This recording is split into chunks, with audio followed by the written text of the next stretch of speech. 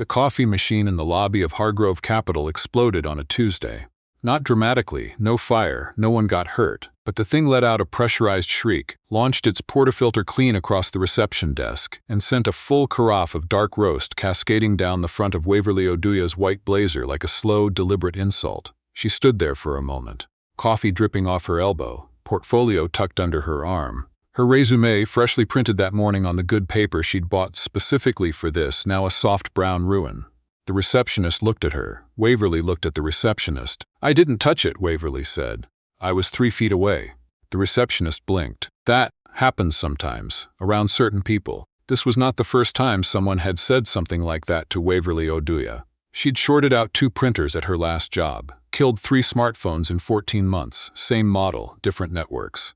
The barista at the cafe near her apartment had started making her order the moment he saw her cross the street, because if she stood near the espresso machine too long, it started making a sound he described as not good. Her landlord had quietly stopped installing smart thermostats in her unit after the second one locked itself into a loop of turning the heat to 34 degrees at 3 a.m. Electrically sensitive, her doctor had said once, in the tone of someone who doesn't entirely believe what they're saying but has run out of other explanations. You put out a stronger bioelectric field than average. It interferes with certain systems. Waverly had nodded like this was a normal thing to be told. She'd learned to carry a cloth in her bag for moments exactly like this one. She pulled it out, blotted her blazer as best she could, straightened her spine, and walked to the elevator. She was here for a temp job, front desk administrative support, 2nd floor, starting today. She was not going to let a rogue coffee machine convince her otherwise. What she didn't know, what nobody had told her, because the staffing agency had sent the building's name and not the floor, and she had assumed, was that the 2nd floor of Hargrove Capital was currently undergoing renovation. It had been sealed off since October. The administrative suite she was looking for was on the 12th floor. The elevator opened on 12. Waverly stepped out into a boardroom, not near a boardroom, not accidentally into a waiting area adjacent to a boardroom, directly into one, through a set of glass doors that should have been locked but had been propped open by a catering trolley, into the middle of a meeting that had clearly been going on for some time, at a long table ringed by men and women in suits, all of whom turned to look at her at exactly the same moment. At the head of the table sat a man she recognized immediately, the way you recognize someone you've only ever seen in headlines. Callum Hargrove, 41, she would later confirm, though he looked like someone who had decided at some point simply not to age. CEO of Hargrove Capital, 3rd generation, profile in the Globe and Mail last spring, known for 2 things: building one of the most respected private equity firms in the country and being pathologically, almost violently, punctual. He was looking at her the way he probably looked at spreadsheets that didn't balance. Quiet, precise, like he was deciding exactly where the error was. "You're 22 minutes late," he said. Waverly opened her mouth. "And there's coffee on your jacket." "I'm aware," she said. I think I have the wrong floor." There was a pause. Someone at the table coughed. "You're from the agency," said a woman to Callum's right. Waverly would learn later her name was Bridget, his executive assistant, a woman who organized her calendar in 15-minute blocks and color-coded her inbox. "We've been waiting. The boardroom notes don't take themselves." Waverly looked at the woman. She looked at the door. She looked at the coffee stain on her blazer and the folder of ruined résumés under her arm and made a fast, very practical calculation. "Right," she said. "Sorry. Where do I sit?" She found a chair at the far end of the table, pulled out the legal pad she kept in her bag for precisely unpredictable situations, and started writing.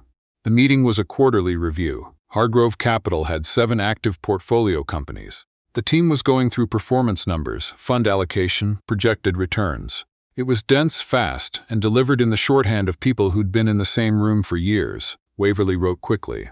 She had a good ear for numbers, always had. Numbers had a rhythm to them, a logic that felt almost musical. She'd worked bookkeeping jobs through university, then 2 years at a regional accounting firm before the printer situation made the environment logistically challenging, as her manager had put it. She knew her way around a balance sheet, which is why, around the 40-minute mark, something started bothering her. The analyst presenting Portfolio 4, a distribution company out of Windsor, was working through Q3 projections. The numbers he was citing matched the slide. The slide matched the summary document someone had set on the table. But the summary document had a line that didn't match the breakdown table on page 4. It wasn't dramatic. It was the kind of thing that might look like a formatting error, a typo, something that would get caught in a final review. Except that Waverly, running the subtotals automatically in her head the way she always did, the way she couldn't really turn off, could see that if you carried that discrepancy forward across 3/4 of projected growth, the variance came out to just under $2 million. She wrote it down in the corner of her legal pad, circled it twice. She didn't say anything. She was a temp. She had coffee on her blazer. She had walked into the wrong floor of a building and been mistaken for someone else and had not corrected the error fast enough to get out of it. This was not her meeting, but she stared at that circle, and she chewed the end of her pen and she kept thinking about it. After the meeting broke up, most of the room cleared quickly. Waverly was gathering her things when she became aware that Callum Hargrove was still at the head of the table and appeared to be watching her. She looked up. "You circled something," he said. "I take notes in margins sometimes. That wasn't a note." He had very still eyes. Most people move their eyes around a room when they talked. His stayed fixed. "You circled something in the Windsor projection and you've looked at it 4 times in the last 10 minutes. She considered lying. She was not particularly good at lying. "There's a discrepancy on page 4 of the summary," she said. "The subline totals don't reconcile with the main projection. If the error carries forward at the growth rate your analyst quoted, it's about $1.9 million off by Q4. Callum did not react immediately. This, she would come to understand, was characteristic of him. He processed before he spoke, always, in a way that most people found unsettling and Waverly found oddly calming. "Show me," he said. She turned her legal pad around and walked him through it. Page 4, subline 3, the way the rounding error compounded across quarters. He looked at it for a long time. Then he picked up the summary document, flipped to page 4, and looked at it. "Bridget," he said without raising his voice. Bridget appeared in the doorway in under 15 seconds, which told Waverly something about how that office ran. "Pull the Windsor source files," Callum said, "full audit trail." Bridget looked at him, then at Waverly, then at the legal pad. "Now," she said. "Now," he said. He looked back at Waverly. "Sit down," he said. It wasn't rude, exactly. It was the tone of someone who considered time a resource and didn't see a reason to waste any. This might take a while. It took 3 hours. In that time, Waverly watched 3 different analysts cycle through the room. She sat in a chair against the wall and drank the tea that someone brought her. She didn't ask, it just appeared, and she suspected Bridget, who seemed to operate on an intuition about what a room needed that bordered on clairvoyance. The source files confirmed what she'd seen. The discrepancy was larger than $1.9 million once they traced it back to the original input, closer to $2.4 million, the result of an error that had been introduced 8 months earlier and propagated forward through every subsequent report, invisible because each report matched the one before it. Someone in that room looked significantly less comfortable by the end of it. Callum sat at the table the entire time. He didn't pace, didn't make noise, didn't perform frustration. He just sat and worked through it methodically, and when they had the full picture, he set down his pen and was quiet for a moment. "Good catch," he said. He wasn't looking at anyone in particular, but Waverly was the only person in the room who hadn't been there before she arrived, and she was fairly sure he knew it. She found out later, much later, from Bridget, who turned out to be the kind of person who saved important information until it was genuinely useful, that the temp the agency had actually sent had shown up on the 2nd floor, found it under renovation, and gone home. This meant that Waverly had walked into that boardroom as nobody, not even as the wrong person. As a complete absence who had filled a space so naturally that it had taken 3 hours of a financial audit for anyone to think to question her credentials.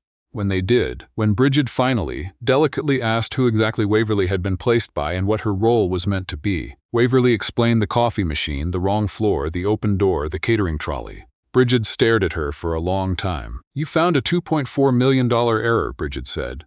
"It wasn't hard to spot. The rhythm was off, the rhythm of the numbers. They have a rhythm, that one was wrong." Another long pause. "Do you want a job?" Bridget said. Waverly said no, twice. And then she said yes, but only as a temp, and only if she could have a different chair because the one they'd put her in was near the server room, and she could already hear it making a sound she didn't like. They moved her chair. She started Monday. The office of Hargrove Capital operated on a system so tightly structured it felt almost architectural. Meetings started on the minute. Deliverables had not just deadlines but submission windows. If you sent something early, Callum's assistant, currently Bridget, before Bridget, a man named Tom who had lasted 11 months, before Tom, a rotation of people who had struggled to maintain what Bridget called the rhythm of the place, would acknowledge receipt with a timestamp and log it. Callum himself arrived at 7:43 every morning, not 7:40, not 7:45. Waverly tracked it for the first 2 weeks without meaning to. She was usually there by 8 play, which meant she sometimes saw him come in. He would nod. She would nod. He would go to his office. She would go back to her screens. This was, she came to understand, a form of warmth in Callum Hargrove's vocabulary. What she was actually doing in terms of official duties was a little hard to define.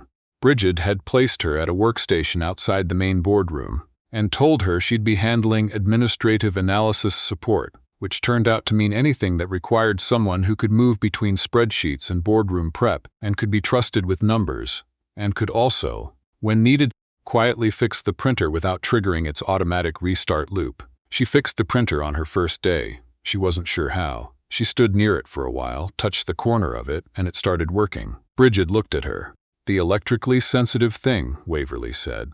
"Right," said Bridget in the tone of someone filing this information carefully away. She made mistakes. This was inevitable. The coffee machine on 12, not the Lulby one, a different one, went quiet the morning she started. Not broken exactly, just disinclined to function. Waverly made a note not to stand near it and started bringing a thermos from home. She CC'd the wrong Callum on an internal memo. There were 2 in the directory, Callum Hargrove and a junior associate named Callum Park. And the junior associate sent back a polite, confused reply about how he didn't usually receive fund performance summaries. Waverly responded with an apology so precise and unemotional that he later told Bridget it was the most professional correction he'd ever received. She sent a meeting reminder out 7 minutes early instead of 15 because she'd misread the calendar convention, and Callum had, in the measured, exact way he did most things, come out of his office to explain that their clients received communications on a fixed schedule and deviation from that, even by 8 minutes, created ambiguity.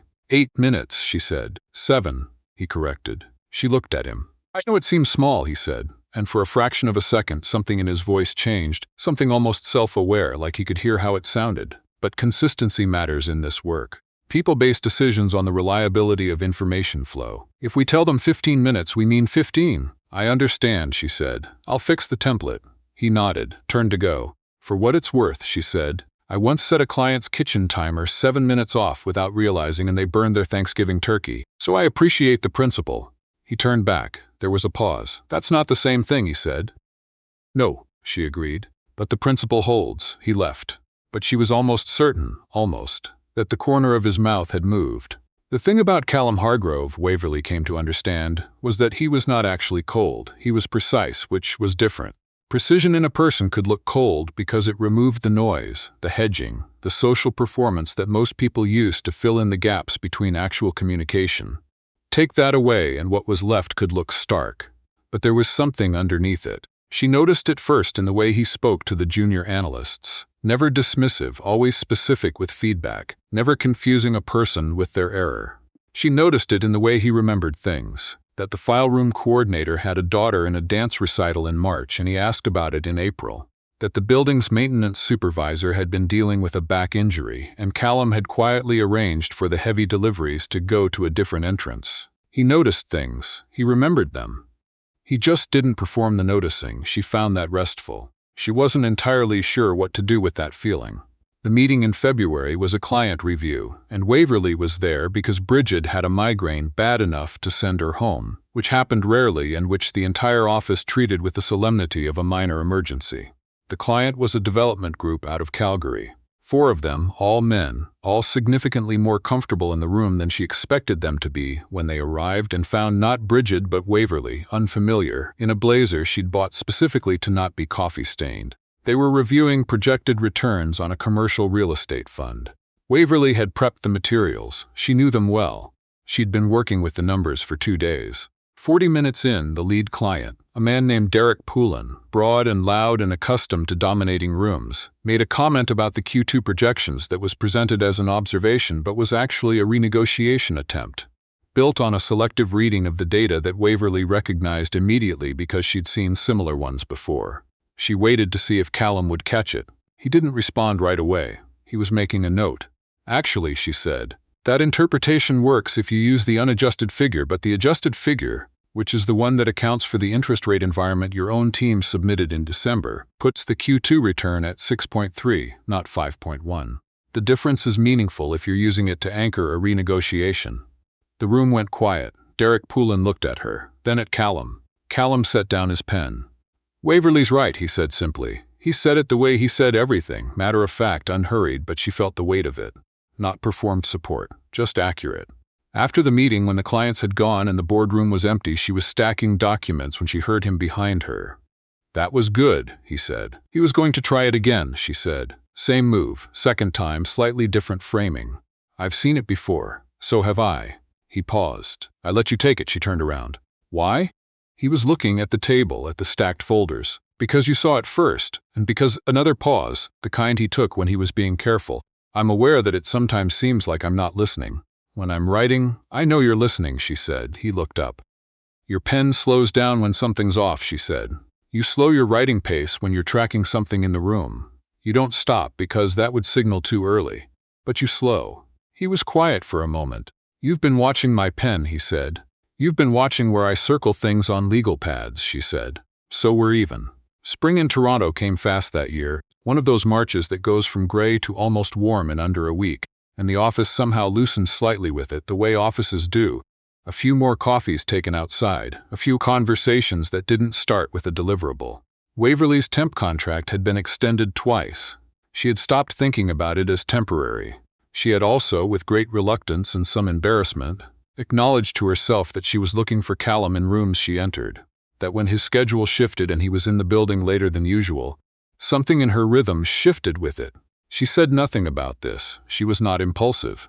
She had learned, mostly the hard way, to distinguish between feelings worth acting on and feelings worth simply living with quietly until they resolved themselves. This one did not resolve itself. It came out sideways, the way things do.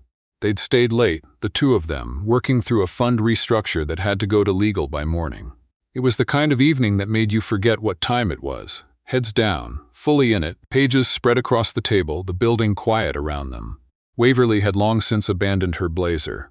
Callum had rolled up his sleeves somewhere around 9 o'clock, which she noted because she had never seen him do it before. Around midnight, she made an error. A small one, a transposed digit in a cash flow projection, the kind of thing that cascades if you don't catch it, but she caught it herself within seconds, fixed it, flagged it without drama. But she must have made a sound, some involuntary exhale of frustration, because he looked up. "It's fixed," she said immediately. "You flagged it." She nodded. Went back to her screen. Waverly. She looked up. He was not looking at the documents. He was looking at her in that very still way. "You've been here for 4 months," he said. 5, almost 5, he paused. "The firm runs better when you're in it." She was quiet for a moment. That's a very Callum Hargrove way of saying something. What would be a non-Callum Hargrove way? She thought about it. You'd probably have to use a word that didn't sound like a performance metric. He looked at her. Something shifted in his face. Not much, not dramatically, but enough. The careful blankness he maintained by default loosened a degree. "I notice when you're not here," he said. "That's not a metric." She felt it in her chest, that sentence. Not a flutter, not a lurch, something quieter, more settled, like a number falling into place. "I notice when you are," she said, "which is why I know about the pen." He was quiet. "And," she said, "for what it's worth, I've stopped leaving my thermos near the elevators because the electromagnetic signal from the floor display makes the lid seal improperly and I spill things. But I moved it to the shelf near your office because that corner of the building has the most stable circuitry in the whole floor." He blinked. "You've mapped the building's circuitry, informally. I just know where things work better." Another pause. Then quietly, "Do I make things work better?" She looked at him across the table full of documents. "Yes," she said, unexpectedly, and not in any way I anticipated, and with a degree of certainty that I find slightly alarming. "But yes." He asked her to dinner on a Thursday at 6:15 exactly, via a calendar invite that she laughed at for a full minute before accepting. The restaurant he chose was small, in Kensington Market, the kind of place with mismatched chairs and handwritten menus and no ambient music. She asked him later why he'd picked it, and he said that most restaurants piped sound at frequencies that made it hard to hear the person across from you, and he'd wanted to be able to hear her. She considered this one of the most romantic things anyone had ever said to her, and chose not to tell him that. She broke 2 of his watches before he figured out to stop wearing them around her. The first one he didn't say anything about.